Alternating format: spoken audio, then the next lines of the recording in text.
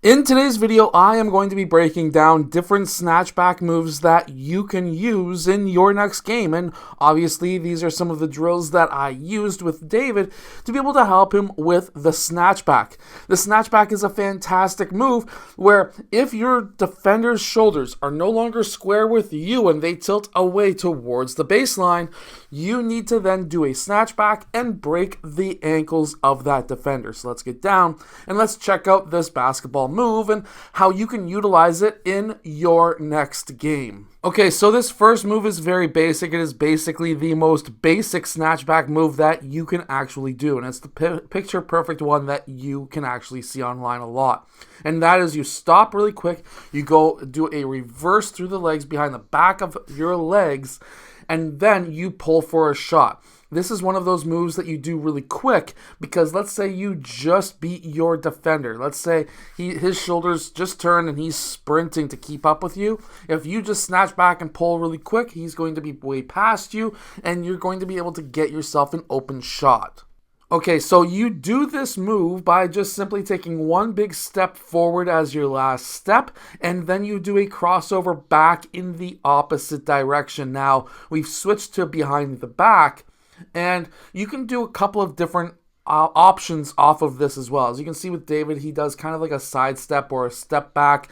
That just creates extra space between yourself and your defender. You always want to try and create more space between yourself and your defender because let's say he has long arms. Well, guess what? He's going to potentially still be able to keep up with you or at least have the wingspan to be able to block your shot.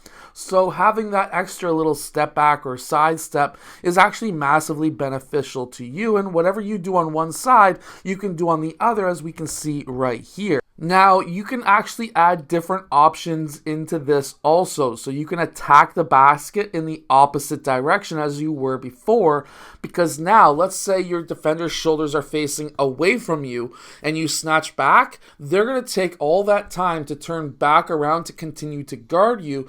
And when in reality, after you do that snatch back, if you can attack in the opposite direction, preferably with zero dribbles, as we see David do right here, where he is not using any dribbles to be able to then finish at the rim after that snatchback. That is preferable in my mind because now if you've got help or gap defenders that are now closing in on you and you take a dribble, the ball is going to be gone. So anytime you're attacking the basket and you do a crossover, in my mind, 90% of the time you should just pick up the ball and finish with a layup because now, after that cross, you've changed directions. You're going to get extra different defenders coming in guarding you, and you need to be able to pick that ball up and just finish quick. Throughout this video, you will also see how David finishes with different finishes, sometimes like this one where it's a really high arcing floater. The idea there is I am trying to be able to help him with different options around the rim, and that high arcing floater that we see is all about touch around the rim.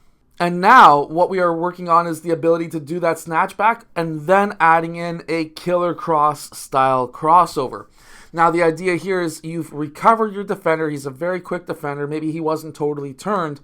And now he's recovered back to you. Killer crossover, back attack, jump shot, layup, floater, whatever it may be, but you want it on that crossover, you want to get low. You want to get really low because that defender is probably not going to be low, which means that if you can get your shoulders lower than his and you want to get past him, you're going to have the leverage, you're going to have the ability, and that is what is going to allow you to be able to get past that defender.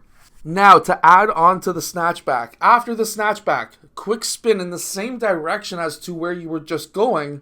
The idea here is now, after you go in that direction, you've recovered your defender. Now, if you do that delayed spin as David was doing there, this is something that I really like because this delayed spin right here is really going to throw your defender off, especially if he is starting to recover back to you.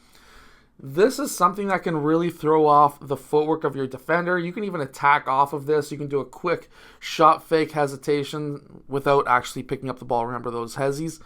Do a quick hezzy, a cross back. There's so many different options after this specific move, but you can just pull for a shot as I have David doing right here.